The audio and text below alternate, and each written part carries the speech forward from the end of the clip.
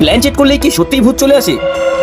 Plan চেট করলেই ভূত আসে কিনা এটা দেখার জন্য আজকে আমি একা শুধুমাত্র তোমাদের জন্য প্ল্যান চেট করতে চলেছি। ঘড়িতে বাজে রাত 12টা আর আমি একাই তোমাদের জন্য প্ল্যান চেট করবো আজকে। সবার প্রথমে ভয়ে ভয়ে আমি প্ল্যান চেটের জিনিসপত্র তৈরি করে নিই। আঁকাটা যদিও একদমই খারাপ কিন্তু তাও অ্যাডজাস্ট করে। তারপর আমি ঘরের আলোটাকে গিয়ে নিভিয়ে দিই আর তারপর এক জায়গায় খাতাটাকে রেখে আমি বসে পড়ি প্ল্যান চেট করতে। মোমবাতিটাকে জ্বালার পরই ঘরটা কিরকম একটা মায়াবী হয়ে উঠলো আর আমারও ভয় লাগতে শুরু করলো। তারপর আমি আমাদের পাড়ার একজনকে ডাকতে শুরু করলাম যে কিছুদিন আগেই অপঘাতে মারা গেছে।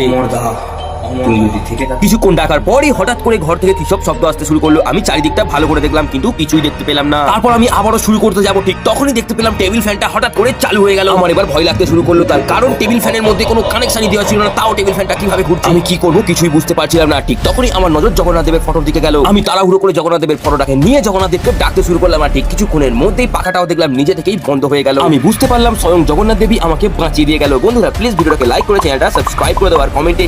আগের পর্বে তোমরা দেখেছিলে আমি আর সন্দীপ তাল গাছের তলায় ভাত রেখে আছি এটা ভূত খায় কিনা সেটা দেখার জন্য। সেখানে সত্যি আমরা একটি ভূতকে দেখতে পাই। তারপর রাত তখন প্রায় 3টে বাজে আর আমরা আড়াল থেকে লুকিয়ে লুকিয়ে দেখতে লাগলাম কেউ একজন এসেছে সেই তাল গাছের তলায়। তারপর ভালো করে দেখতে পেলাম সেই অদ্ভুত ধরনের প্রাণীটি ভাতগুলোকে খেতে শুরু করলো। আর এদিকে আমাদের খুব ভয় লাগছিল, ভয়ের চোটে আমরা একটু জোরেই চেঁচিয়ে ফেলেছিলাম, ভাই এদিকে দেখছে নাকি? না না।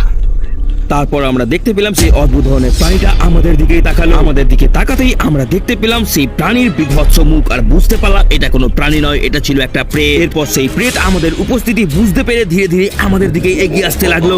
দেখে নিয়েছে এদিকে দেখে নিয়েছে, ওইদের পালাতে হবে। তারপর আমরা কি করব কিছুই বুঝতে না পেরে প্রাণপণে দৌড়তে শুরু করলাম। বন্ধুরা তোমাদের জন্য এত রিস্ক নিয়ে ভিডিও বানাই, তাই প্লিজ ভিডিওটাকে লাইক করে চ্যানেলটা সাবস্ক্রাইব করে দিও আর কমেন্টে জানাও এরকম আরো ভূতের ভিডিও চাই কিনা।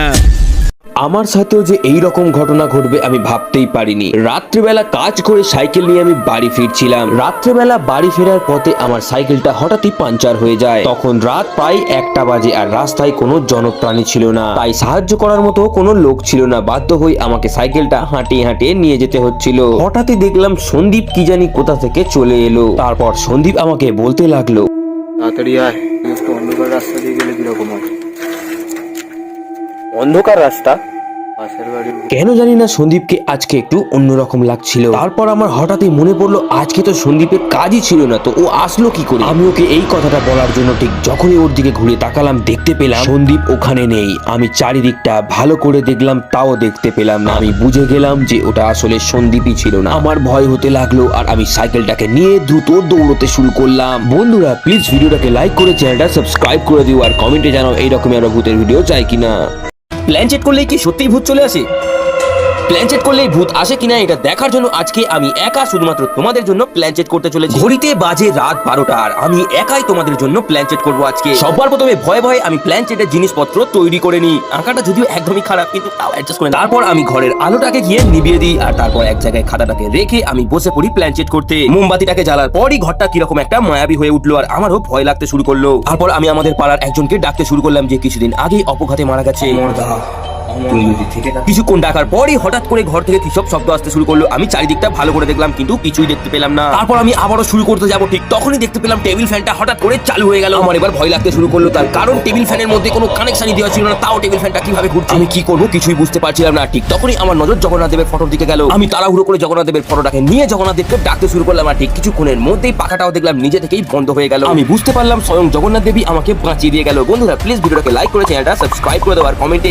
আগের পর্বে তোমরা দেখেছিলে আমি আর সন্দীপ তাল গাছের তলায় ভাত রেখে আছি এটা ভূত খায় কিনা সেটা দেখার জন্য। সেখানে সত্যি আমরা একটি ভূতকে দেখতে পাই। তারপর রাত তখন প্রায় 3টে বাজে আর আমরা আড়াল থেকে লুকিয়ে লুকিয়ে দেখতে লাগলাম কেউ একজন এসেছে সেই তাল গাছের তলায়। তারপর ভালো করে দেখতে পেলাম সেই অদ্ভুত ধরনের প্রাণীটি ভাতগুলোকে খেতে শুরু করলো। আর এদিকে আমাদের খুব ভয় লাগছিল, ভয়ের চোটে আমরা একটু জোরেই চেঁচিয়ে ফেলেছিলাম, ভাই এদিকে দেখছে নাকি? না না। তারপর আমরা দেখতে পেলাম সেই অদ্ভুত ধরনের প্রাণীটা আমাদের দিকেই তাকালো। আমাদের দিকে তাকাতেই আমরা দেখতে পেলাম সেই প্রাণীর বিভৎস মুখ আর বুঝতে পারলাম এটা কোনো প্রাণী নয়, এটা ছিল একটা প্রেত। এরপর সেই প্রেত আমাদের উপস্থিতি বুঝতে পেরে ধীরে ধীরে আমাদের দিকে এগিয়ে আসতে লাগলো। দেখে নিয়েছে দেখে নিয়েছে, ওইদের পালাতে হবে। তারপর আমরা কি করব কিছুই বুঝতে না পেরে প্রাণপণে দৌড়তে শুরু করলাম। বন্ধুরা তোমাদের জন্য এত রিস্ক নিয়ে ভিডিও বানাই, তাই প্লিজ ভিডিওটাকে লাইক করে চ্যানেলটা সাবস্ক্রাইব করে দিও আর কমেন্টে জানাও এরকম আরো ভূতের ভিডিও চাই কিনা। আমার সাথেও যে এই রকম ঘটনা ঘটবে আমি ভাবতেই পারিনি। রাত্রিবেলা কাজ করে সাইকেল নিয়ে আমি বাড়ি ফিরছিলাম। রাত্রিবেলা বাড়ি ফেরার পথে আমার সাইকেলটা হঠাৎই পাঞ্চার হয়ে যায়। তখন রাত প্রায় 1টা বাজে আর রাস্তায় কোনো জনপ্রাণী ছিল না, তাই সাহায্য করার মতো কোনো লোক ছিল না। বাধ্য হয়ে আমাকে সাইকেলটা হাঁটিয়ে হাঁটিয়ে নিয়ে যেতে হচ্ছিল। হঠাৎই দেখলাম সন্দীপ কি জানি কোথা থেকে চলে এলো। তারপর সন্দীপ আমাকে বলতে লাগলো, তাড়াতাড়ি আয়, একটু অন্ধকার রাস্তা দিয়ে গেলে কিরকম হয়? অন্ধকার রাস্তা? পাশের বাড়ি। কেন জানি না সন্দীপকে আজকে একটু অন্যরকম লাগছিল। তারপর আমার হঠাৎই মনে পড়লো আজকে তো সন্দীপের কাজই ছিল না, তো ও আসলো কি করে? আমি ওকে এই কথাটা বলার জন্য ঠিক যখনই ওর দিকে ঘুরে তাকালাম দেখতে পেলাম সন্দীপ ওখানে নেই। আমি চারিদিকটা ভালো করে দেখলাম, তাও দেখতে পেলাম না। আমি বুঝে গেলাম যে ওটা আসলে সন্দীপই ছিল না। আমার ভয় হতে লাগলো আর আমি সাইকেলটাকে নিয়ে দ্রুত দৌড়তে শুরু করলাম। বন্ধুরা প্লিজ ভিডিওটাকে লাইক করে চ্যানেলটা সাবস্ক্রাইব করে দিও আর কমেন্টে জানাও এইরকমই আরো ভূতের ভিডিও চাই কিনা।